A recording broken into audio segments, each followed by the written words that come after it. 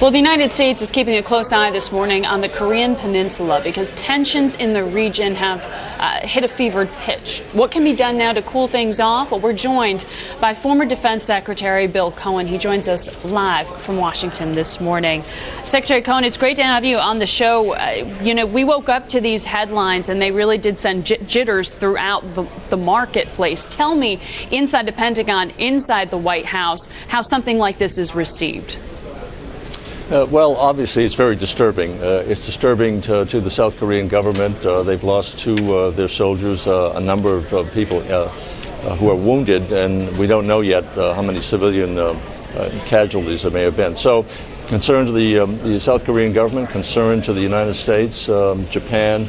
We'll have to determine whether China is of equal concern. Here's the situation. North Korea is once again being deliberately provocative. They've unveiled their latest effort at building a nuclear power plant. They have not at all apologized for what they've done just a few months ago, namely the sinking of the Jong Un ship, the South Korean ship, killing some 49 sailors, simply walking away from that without any consequences whatsoever.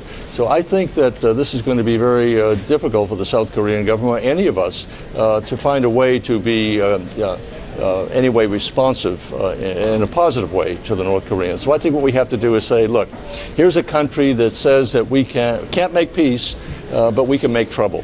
And we don't want to be in a position of rewarding the troublemakers. They have consistently done provocative or engaged in provocative acts, looking for some sort of reward for that. And I think our policy has to be, no, we're not going back to six-party talks. No, we're not going to increase supply of goods and services to you. There's an old expression, you can build a throne made out of swords, but you can't sit on it.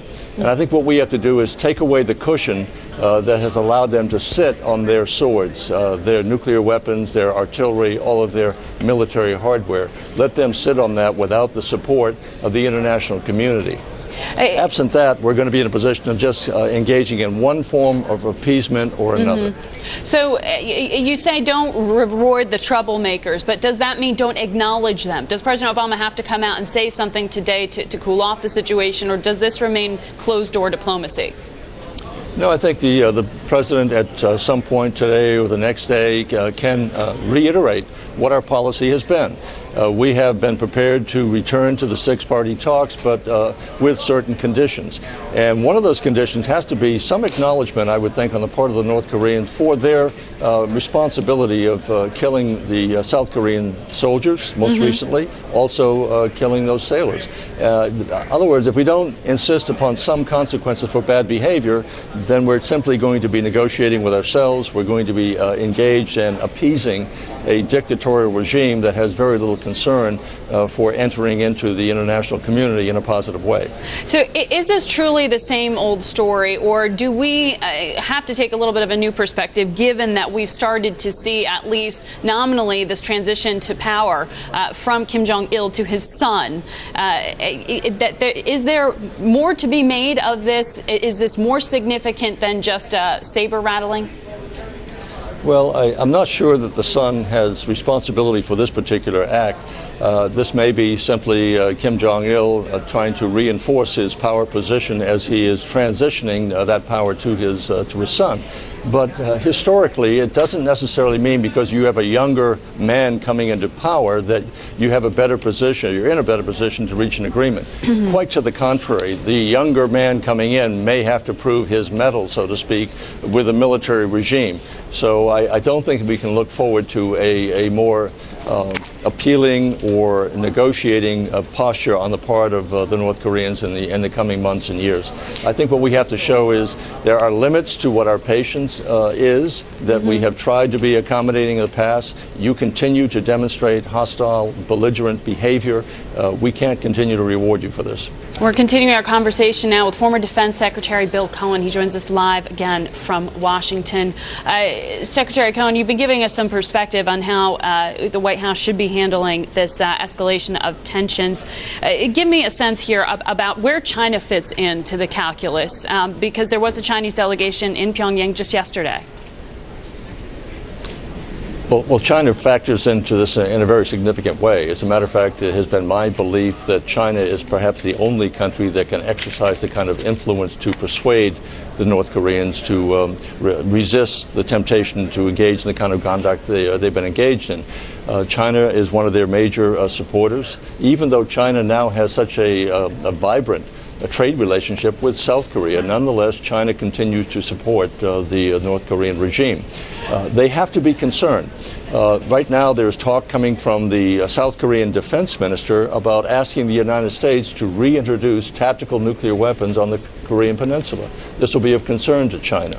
There's also some talk, again, not in the mainstream at this point. It has been a taboo subject for ever since World War II, but Japan also at some point in time might consider the need to introduce nuclear weapons. Again, that's not a major discussion point right now, but as North Korea continues to engage in this behavior, it's not beyond the realm of possibility. So this will be of concern to China.